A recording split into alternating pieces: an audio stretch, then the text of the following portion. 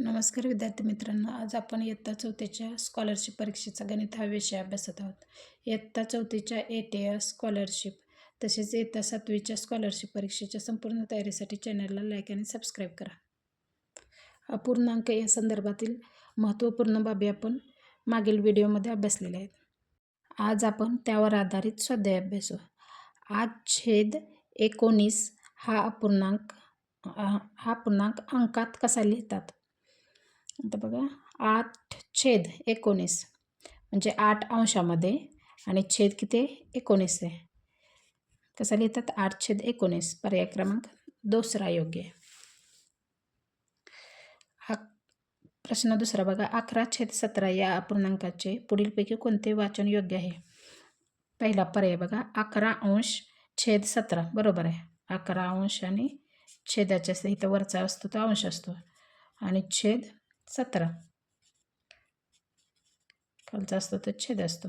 11/17 बरोबर आहे, असंच वाचन केलं जातं. 11/17. 11/17 अंश. 11/17 म्हणजे 11/17. सर्व पर्याय बरोबर. पर्याय क्रमांक 4 बरोबर आहे.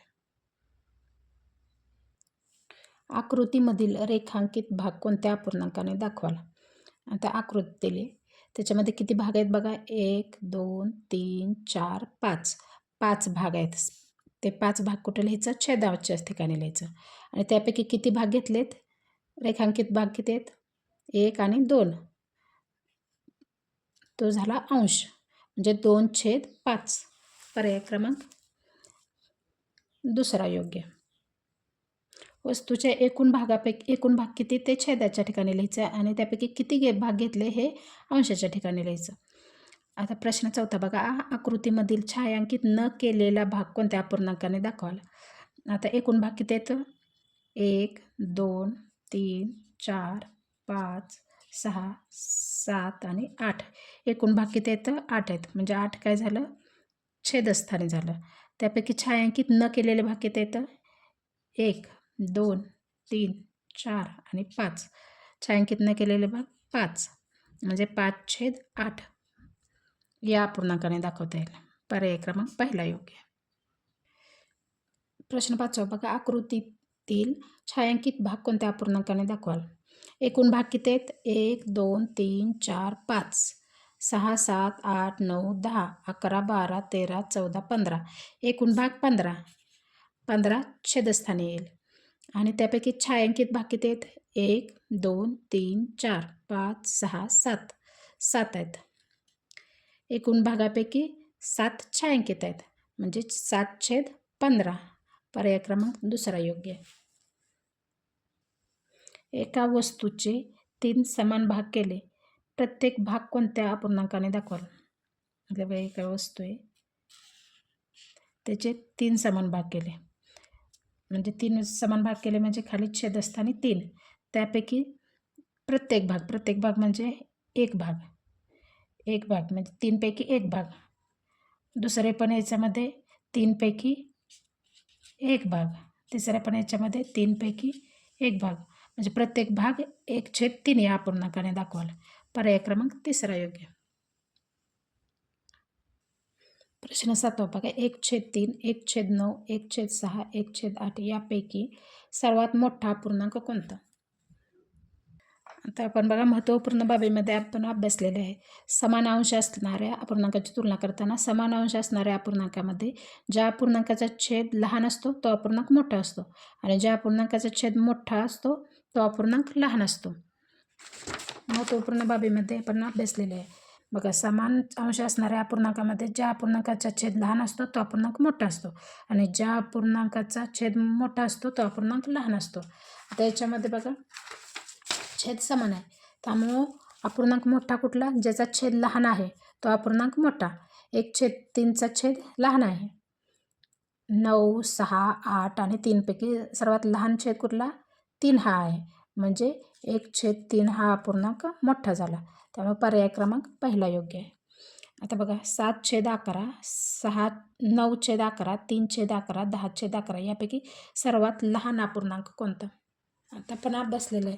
दिलेल्या समुच्छेद अपूर्णांकामधील ज्या अपूर्णांकाचा अंश लहान असतो तो अपूर्णांक दिलेल्या दुसऱ्या अपूर्णांकापेक्षा लहान असतो. आता याच्यामध्ये बघा छेद समान आहे, समुच्छेद अपूर्णांक आहे, त्यामुळे जो अपूर्णांक लहान ज्याचा अंश लहान आहे 7, 9, 3 आणि 10मध्ये अंश लहान कोणाचा आहे? 3/11चा आहे. 3 हा अंश लहान आहे, मग तो अपूर्णांक लहान असतो, म्हणजे 3/11 हाच अपूर्णांक लहान. पर्याय क्रमांक 3 योग्य. आता 9वा प्रश्न बघा 13/17 मोठा आहे कशापेक्षा? चौकट दिले आणि छेद 17, तर चौकटीत योग्य संख्या कोणती? आता छेद समान आहे, त्यामुळं ज्याचा अंश मोठा तो अपूर्णांक मोठा आणि ज्याचा छेद लहान तो अपूर्णांक लहान. आता याच्यामध्ये 13 हे मोठं आहे, मग 13पेक्षा लहान संख्या इथं असावी लागेल, जेणेकरून याच्याकडे एक टोक आहे ना, त्यामुळे हे अपूर्णांक आपल्याला लहान पाहिजे 13/17पेक्षा. मग 13पेक्षा लहान संख्या कुठली आहे? पर्यायातून शोधा.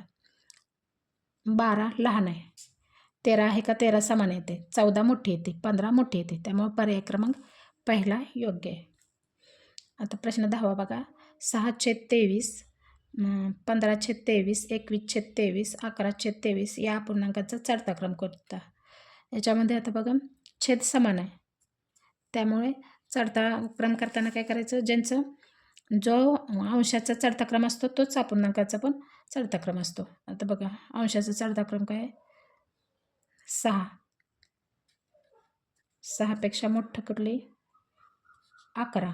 11पेक्षा मोठं 15. 15पेक्षा मोठं 21. म्हणजे अपूर्णांक आपण चढता क्रम तोच 6/23 पेक्षा मोठं 11/23, त्यापेक्षा मोठं 15/23, त्यापेक्षा मोठं 21/23. हा पर्याय कुठले पर्याय येतात बघा? 7 इथं 15 आहे, त्यामुळे हा बरोबर नाही. 7/23, 11/23, 15/23, 21/23, त्यामुळे पर्याय क्रमांक 2 योग्य आहे. प्रश्न 11वा बघा 7/11, 7/25, 7/33, 7/50 या अपूर्णांकाचा उतरता क्रम कोणता? उतरता क्रम म्हणजे काय करायचं? सर्वात मोठा अपूर्णांक सुरुवातीला घ्यायचा, त्यापेक्षा लहान, त्यापेक्षा लहान असं करत जायचं उतरता क्रम.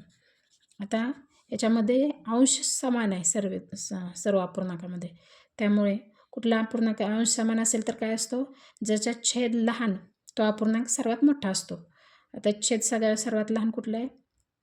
7/11चा आहे. 11 हा छेद सगळ्यात लहान आहे. 11, 25, 33 आणि 50 याच्यामध्ये बघा 11, 25, 33 आणि 50मध्ये सर्वात लहान छेद कुणाचा आहे? 11. त्यानंतर 11 नंतर 25, त्यानंतर 33 आणि त्यानंतर 50. आता त्यामुळे हा अपूर्णांक सर्वात मोठा झाला. त्यापेक्षा लहान कुठला? 7/25. त्यापेक्षा लहान कुठला? 7/33. त्यापेक्षा लहान कुठला? 7/50. हा झाला उतरता क्रम. पर्याय कुठला बरोबर आहे बघा? 7/11, 7/25, पर्याय क्रमांक पहिलाच बरोबर आहे.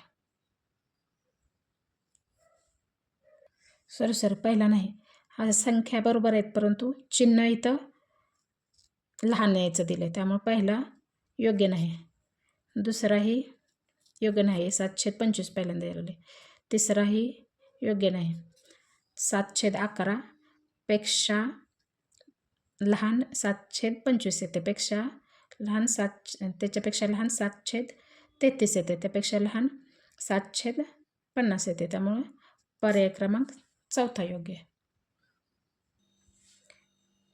आता प्रश्न 12 बघा 26/31, 26/33, 26/35, 26/30, 26/29 हे अपूर्णांक चढत्या क्रमाने लिहिले असता येणारा मधला अपूर्णांक व उतरत्या क्रमाने लिहिले असता येणारा मधला अपूर्णांक यातील फरक येते. आता चढता आणि उतरता क्रम केला असता मधला अंक समानच येतो, 5 अंक आहेत, 5पैकी मधला अंक समानच येतो. आता उदाहरण आपण छोटं उदाहरण घेऊन बघू. 1 पेक्षा मोठं 2, ह्याचा 1, 2, 3, 4 आणि 5 या संख्येचा आपण चढता आणि उतरता क्रम करून बघू. त्यापेक्षा मग याचा चढता क्रम बघा 1, 2, 3, 4 आणि 5. आता ह्यांचाच उतरता क्रम घेऊ. 5, 4, 3, 2 आणि 1. यातला मधला अंक कुठला येतो? 3 येतो. दोन्ही वापरणं म्हणजे सारखाच अंक. आपण ह्याच्यामध्ये म्हणजे वजाबाकी ह्यांच्यातील फरक म्हणजे काय करायचं? वजाबाकी करायचं. काय येणार? 0 येणार. त्यामुळे कितीही मोठा अपूर्णांक असला तरी चढता आणि उतरता क्रम केला असला आणि त्यातला मधला अंक फक्त मधला अंक विचारला असेल तरच, मधला अंक विचारला असेल तर त्यांचा वजाबाकी काय येते? 0 येते. फरक 0 येतो. आता प्रश्न 13 बघा. 7/8, 1/8, 3/8, 5/8 हे अपूर्णांक उतरत्या क्रमाने लिहिले असता येणाऱ्या दुसऱ्या व तिसऱ्या अपूर्णांकाची बेरीज किती येईल? म्हणजे याच्यामध्ये छेद समान आहे, समछेद अपूर्णांक आहे. त्यामुळे ज्या अपूर्णांकाचा चढता उतरता क्रम तोच ज्याचा अंशाचा जो चढता उतरता क्रम तोच अपूर्णांकाचा आहे. आपल्याला उतरत्या क्रमाने मांडायला सांगितलं. मग त्यामुळे सर्वात मोठा अपूर्णांक घ्या. मोठा कुठला येते? 7/8. त्यापेक्षा लहान 5/8. त्यापेक्षा लहान 3/8. त्यापेक्षा लहान 1/8. हा झाला त्यांचा उतरता क्रम. आता येणाऱ्या दुसऱ्या आणि तिसऱ्या अपूर्णांक. दुसरा अपूर्णांक कुठला? 5/8 आणि तिसरा अपूर्णांक कुठला? 3/8. 5/8 अधिक 3/8. याच्यामध्ये छेद तोच राहतो 8 आणि अंशाची बेरीज होते. 5 आणि 3 किती झाले? 8. 8 आणि 8/8 म्हणजेच 8 1 8 म्हणजे एकच उरतं. पर्याय क्रमांक दुसरा योग्य. अशा प्रकारे 1 ते 13 प्रश्न आज आपण पाहिलेले आहेत. या पुढील प्रश्न आपण पुढील व्हिडिओमध्ये अभ्यासू.